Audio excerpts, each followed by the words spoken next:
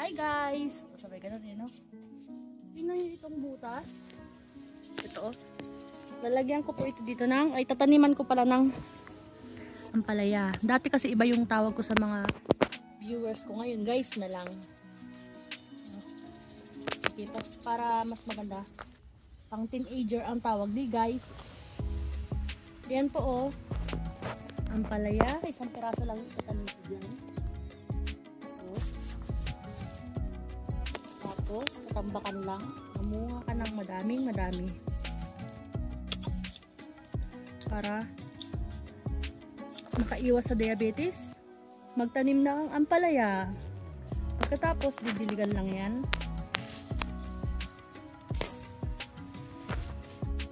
Ito na yung tubig, diligan. Para naman mabasa-basa. Mga 1 week lang, pag yan ay nabuhay, ay sigurado na yan. Okay. Tapos magtatanim din ako ng talong. At yung talong naman dito, sa kabila naman, tayo sa gitna. Masarap kasi ang talong, paborito ko po yung talong. Kaya ay, ayun, meron na namang ano, oh, kawawa naman, oh, yung ano, uod, ay ano, lago, sa Bisaya. Dito lang maghukay. Ayusin ko lang yung, ay linisin ko lang pala itong ano, pagtataniman. Medyo buhag-buhagin. Ayun pa oh. Sorry sa inyo ha. Ang taba kasi ng lupa, puro kasi ito compost ang ilalim. Kailangan medyo malalim-lalim ng kaunti para sigurado talaga yung tubo. Ayan. Okay na, ganyan kalaking butas. Lagyan ko po ng compost. Mga pinatuyo-to yung mga dahon din yan eh. Para sigurado ng kanyang pagkabuhay. Ito yung talong. Di ba alam ko anong klaseng talong ito. Basta binili ko lang to ng 38 pesos sa Philippine money. Ayan. Ayan. Takpan lang, lagyan ng konting compost para mabuhay. Ayan, okay na yan. Tapos lalagyan ko po ito ng ano, fence, para hindi ko masagi pag ako ay dumaan dito. Wait lang, lalagyan ko po ng fence. Ito na po yung mga lumang ano, fence. Ilagay lang muna dito para kahit pa paano hindi ko masagi-sagi. Pagka ito ay lumaki na, pwede nang kuhanin, pero okay lang na kahit na hindi na ito kunin. Protection din yan sa baka pumunta yung mga pusa dito o hindi nasagi na. Yan ay lalagyan ko lang, ay ano pala, didiligan ko lang po saglit, wait lang. Yan na, didiligan lang. Ampalaya po at saka talong ang tinanim at saka sili. Wait lang, maghanap ako ng spot ng sili. Saan kaya?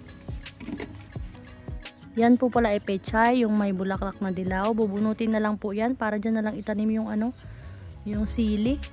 Kasi tingnan nyo naman oh, ano na, matanda na, namulaklak na nga eh. Dyan na lang siguro. Ligaw lang po itong tumubo dito. Oh, ang babaw lang ng pagkatanim oh. Ngayon, kunin ko itong dahon, ilagay ko sa sardinas. Pwede pa yan. Ngayon, mabuhukay lang ako dito banda. Sa pinag-alisan. Dito. Ito na yung ano, bell pepper na green. Dito na lang. Maliit pa to oh. Yan, dyan ka ha. Bigyan mo rin ako ng madaming bunga ha. Para naman ano, matuwa ako. Isa lang pa naman yan. Isang piraso lang yan. Yan, siling green. Ah, ano, bell pepper. Tapos didiligan na po yan. Diligan ng kaunti. Lalagyan ko po yan ng fence. Ito na po yung fence. Oh, 'di ba? Mga ginamit ko na yan nung nakaraan ng mga fence, pinag-iipon ko lang, hindi ko tinatapon. Hindi pa naman sira eh, kaysa bumili ako, mahal din 'yan. 38 pesos din yung isang fence. O yan na. 3 na yung naitanim ko. At ito na po yung sili na pula, ito yung pinaglagyan. Hindi ko na na-video. Nakalimutan ko na. Late na to. Lalagyan ko yan ng fence. Yan ha, nalagyan na ng fence. Ibaon lang ng kaunti. Ayan, safe na yan. Hindi ko na yan masasagi. Tapos, cultivate lang ng kaunti. Ay, diligan muna pala.